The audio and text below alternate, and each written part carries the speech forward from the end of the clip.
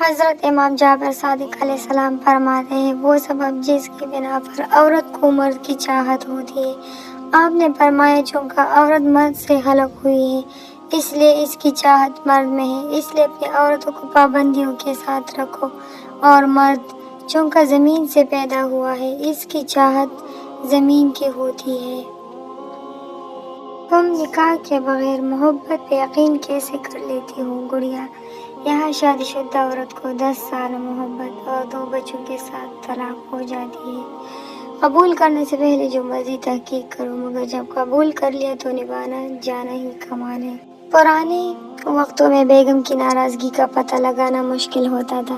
بیچاری ناراض ہونے کے باوجود گھر کے سارے کام کرتی تھی، کھانا بناتی تھی، ایون شوہر کو دبا کر سوتی تھی۔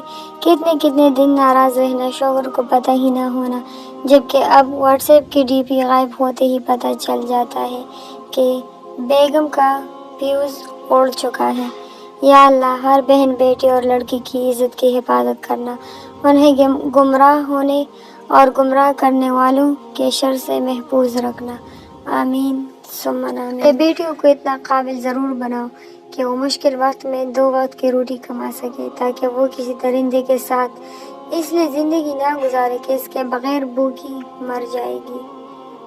اگر بیوی پھول ہے تو شوہر خوشبو ہے، دونوں ایک دوسرے کے بغیر ادھورے ہیں کہ دونوں کے ملنے سے گھر کا آنگن مہکتا ہے اور بچوں کے آ جانے سے فیملی ایک گلدستے کی طرح بن جاتی ہے۔ رشتہ ازدواج میں منسلک دونوں افراد ایک دوسرے سے مخلص رہیں، آپس میں سچی محبت کریں، کیونکہ دونوں ایک دوسرے کا نصب ایمان ہے۔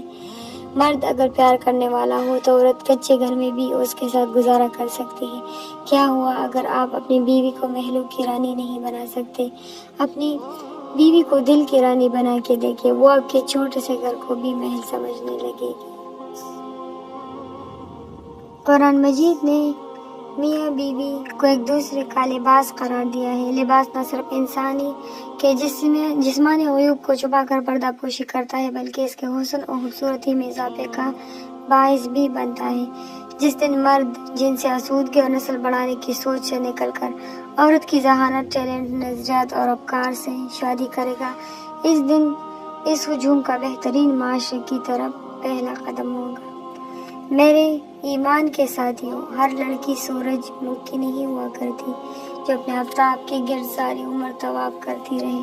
کچھ گلاب زادیاں بھی ہوتی ہیں جن کو پانے کے لیے چل کر آنا پڑتا ہے، کانٹوں سے الجھنا پڑتا ہے، آزمائشوں سے گزرنا پڑتا ہے، اپنے آپ کو ان کے قابل بنانا پڑتا ہے۔ سکون آپ صرف اپنی بیوی سے مانگ سکتے ہیں اور یہ آپ کا حق بھی ہے، پھر چاہے وہ ذہنی سکون ہی کیوں نہ ہو، لیکن کسی غیر محرم عورت سے آپ اس کی امید نہیں رکھ سکتے، خاص کر کے تب جب آپ ہی نے فیصلہ لیتے وقت اسے شادی کے لائق نہیں سمجھا تھا۔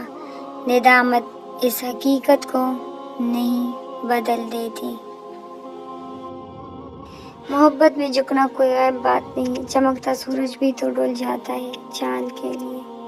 یا رب، کن فرما کر محبت کو مکمل کر دے، حق میں بہتر کر کے اسے ہمیشہ کے لیے ہم سفر کر دے۔ مرد کی ضد اگر مرد نے کسی اور سے شادی کرنی ہوتی تو وہ کر ہی لیتا، بس اس کی اپنی مرضی اور ضد ہونی چاہیے۔ وہ سب کو بھی راضی کر لیتا ہے اور ہر بات کا مطلب بھی سمجھا دیتا ہے، اور سب کو اس کے سامنے ہار ماننی ہی پڑتی ہے۔ جو خاندانی مرد ہوتے ہیں وہ لڑکیوں کے احساسات سے نہیں کھیلتے بلکہ نکاح کرتے ہیں، اور اس کے لیے مرد کبھی مجبور نہیں ہوتا، بس پاگل بناتا ہے۔ آج کے دور میں سچا اور نیک ہم سفر ملنا کسی نعمت سے کم نہیں۔ وہ رشتے کبھی ٹوٹ نہیں سکتے جن کو نبھانے کی چاہت دونوں طرف ہو۔ امیر ہے وہ مرد جس کی جیب میں عورت کی وفا ہو۔ زندگی تب خوبصورت ہو جاتی ہے جب زندگی کو خوبصورت بنانے والا ساتھ ہو۔ جو مرد اپنے شریکی سفر کا ذہنی سکون نہ بن سکے وہ پھر 1.5-2 من کا کچھ تو ہو سکتا ہے پر مرد نہیں۔ عورت ایمان کا مزہ نہ پائے گی جب تک حق شوہر ادا نہ کرے گی۔ مجھے اپنی بیوی سے محبت ہے کہ اس نے میرا نفسی ایمان مکمل کیا، میرے نفس کو پاکیزگی دی، میری زندگی میں سہولت دی، میرے نسل کی اچھی پرورش کر رہی ہے۔ اللہ میرا اور میری زوجہ کا ساتھ ہمیشہ قائم رکھے۔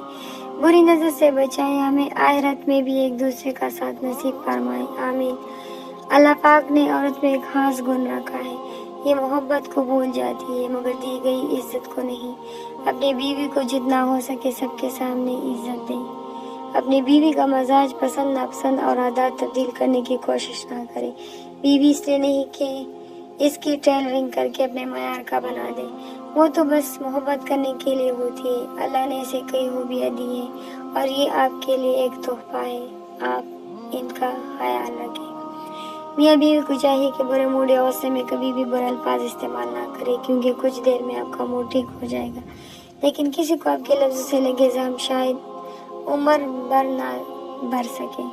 मियाँ बीवी के रिश्ते में हम अक्सर इसलिए मार खा जाते हैं क्योंकि हम एक दूसरे को इसकी गलती बताते नहीं और यही सोचते रहते हैं कि शायद इसे खुद ही एहसास हो जाए। इसे एहसास होता नहीं और हमारी बदगुमानी उरूज पर पहुंच जाती है। जहाँ से वापस आते थे बहुत देर लग जाती है। आप जैसा चाहेंगे मैं वैसी बन जाऊंगी, वादा करें साथ नहीं छोड़ेंगे मेरा। मियाँ बीवी की आपस की मोहब्बत भी इबादत है। अगर मियाँ बीवी का रिश्ता मामूली होता तो कुरान में बार बार इसका तज़किरा ना होता। आपस की जिम्मेदारियों को इबादत समझे, न कि बोझ ख्याल करे। इबादत का ख्याल तवानाई देता है, जबकि बोझ समझने से ज़िंदगी तल्ख हो जाती है। बीवी अपने शोहर से मोहब्बत करना भी नहीं छोड़ती। वो हमेशा अपने शोहर के प्यार भरे रवैये और तवज्जो की मुंतज़िर रहती है, चाहे बीच में कितनी भी शिद्दत की नाराज़गी चल रही हो। मियाँ बीवी के लिए मेरी गलतियाँ मुझे ही बताएं, किसी और को नहीं, क्योंकि इन्हें मैंने सुधारना है, दूसरों ने नहीं। अच्छे सुलझे हुए तालीम याफ्ता मर्द हमेशा किसी भी मामले को बीवी से अलहदगी में ही डिस्कस करते हैं। अपने बच्चों के सामने भी ऊंचा बोलने से गुरेज करते हैं, क्योंकि मियाँ बीवी में झगड़ों का सबसे बुरा असर औलाद पर पड़ता है। ख़वातीन का जिहाद। अमीरुल मोमिनीन इमाम अली रज़ियल्लाहु अन्हु फरमाते हैं, अच्छी खानादारी औरत का जिहाद है। तो ये थी हमारे आज के कुछ अक़वाल जो मैंने आप लोगों को सुनाई। अगर इसमें से कोई भी अक़वाल पसंद आया हो, कोई बात अच्छी लगी हो तो कमेंट में ज़रूर लिखिएगा और लाइक भी ज़रूर कीजिएगा, और साथ ही साथ मेरे चैनल को भी सब्सक्राइब कीजिएगा। और फिर मिलते हैं नेक्स्ट वीडियो के साथ। अल्लाह हाफ़िज़।